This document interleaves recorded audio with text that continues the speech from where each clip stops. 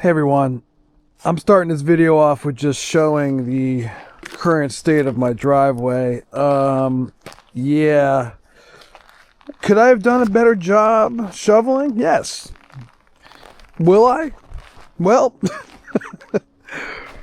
probably not. It's cold here in Massachusetts, and I thought I'd share some winter tips for electric vehicles. Maybe some things we've heard before, but maybe I almost slipped. Maybe you, the loyal viewers, have some things I've never even heard of. So let's take a look at some winter electric vehicle tips when we're, I don't know, what's today? Heat wave, 18 degrees.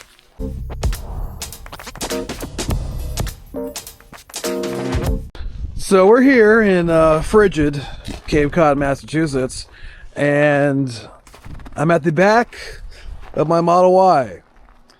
It's quite fun owning two electric vehicles in the wintertime, because you never know really who's going to be charging at any point in time.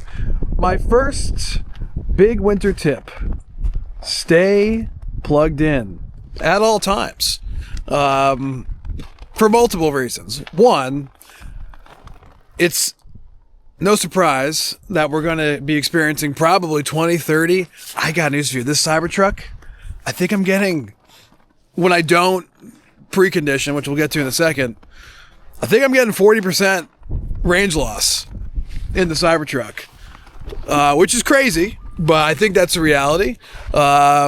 If there's any Cybertruck owners out there that can attest to that, I'm real curious to see if I'm alone in this, but it's been kind of rough. I'm not gonna lie, last couple of days.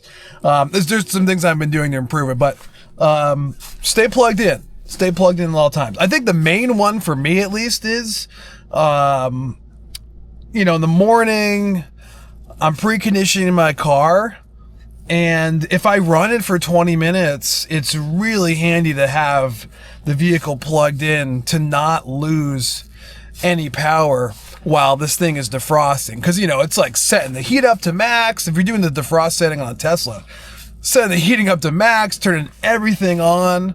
It can eat up a decent chunk. It's not going to be like 20% of your battery, but, eat up 5-8% if it's like sitting running this defrost setting for 20 minutes. So I think it's always helpful to have the plug in the car.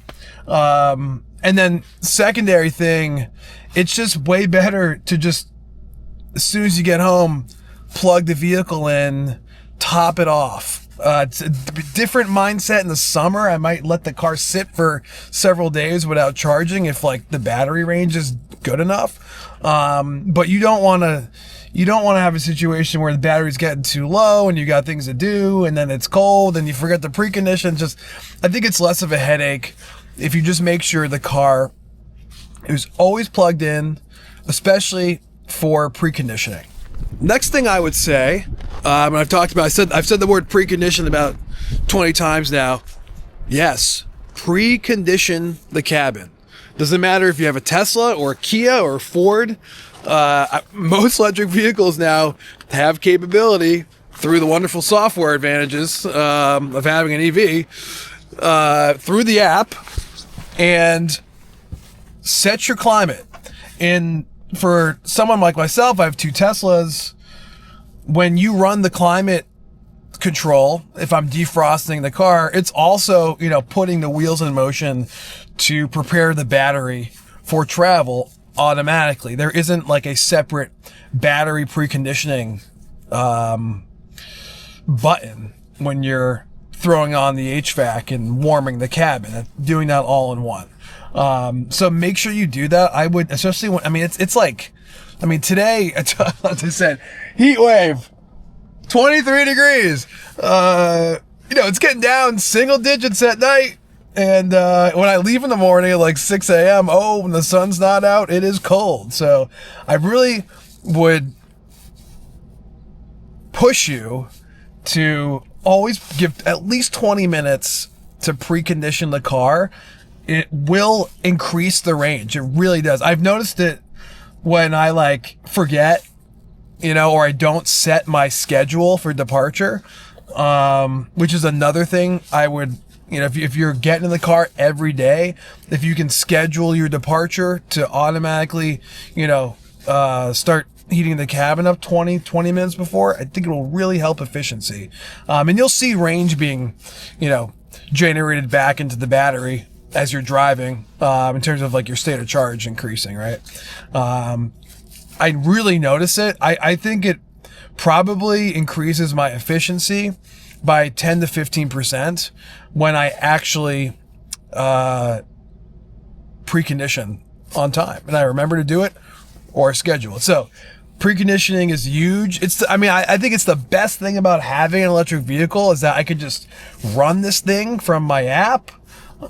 Same thing like going into the grocery store, I can leave the heater on, right? So it's a huge advantage, and I sometimes myself I just don't use it enough, honestly. Especially in the wintertime, you got to do it. You got to do it. So I talked about leaving the car plugged in, always charging. I'm gonna close my door. Preconditioning from the app, and then finally, what are some like management we can do in the cabin of the car in order to like get some of the best efficiency? So for me, as soon as the car is heated up and it's warm, I think the best thing you could do, leave the seat heater full blast, right? So, if you have a Tesla, auto's great. I usually just like manually leave it on 3 and we'll probably leave it there. The other thing I'll do, I don't think the speed of the blower really makes much of a difference. I think you can have this thing cranked and not lose a lot of range, but the temperature you select, if you're leaving this thing on 78 for like the duration of your drive, I think that's going to eat up a lot of energy. So like I don't really want to suffer at like 68 degrees, but maybe we'll leave it on 70 like once I'm comfortable. I think that in general is just better for the efficiency of the vehicle. And I said this was the final thing, but something else I thought of, which I need to make a little adjustment today. Tire pressure. It's cold. I bet your tires are not inflated to recommended PSI. For my truck, it's 50 per tire, and they're all over the place right now. Upper 40s. So I'm gonna check the Y. Now keep in mind, I don't have the TPMS like warning on, right? Because they're not below that threshold. Same thing with the Y. I would get notification for that. But having proper tire inflation really does make a difference in efficiency. Also, it's bad for your tires, bad for traction. It's just generally not a safe practice, especially if you're driving on icy roads. So I would always check that out and make sure your tires are at proper recommendation. It really will increase efficiency. So last thing I wanted to mention, a lot of us are doing winter traveling, right? Not always an ideal situation, but you gotta go where you gotta go. Preconditioning and selecting your charging destination for fast chargers is very important. In a Tesla, as we know, if I just select, let's pick something a little further away here. Boom, Hanover, Market Basket, Tesla Supercharger. This little notification pops up, preconditioning battery for fast charging, and in the Cybertruck you hear the fans go crazy, and this thing sounds like it's going to take off like a jet, but that's how it goes. So now I'm in a proper, setting to have the battery warmed or cooled in some cases, right? When it's hotter temperatures, for faster DC fast charging. So this is really important. If you have a Kia or a Hyundai vehicle, I remember in my EV9, it was a little better. There's some instances if you'd select Electrify America charger, for example, where it would precondition the battery.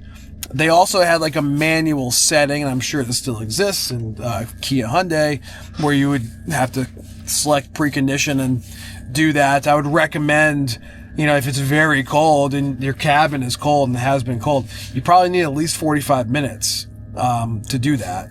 Really not any sooner than that. It's not really worth it. But if your cabin's warm, I mean, probably 20, 30 minutes of that battery preconditioning would be great. Tesla does it automatically. There's no like manual button to do that sort of thing. You just base it off of your route, and it'll do that for you. So it's very handy.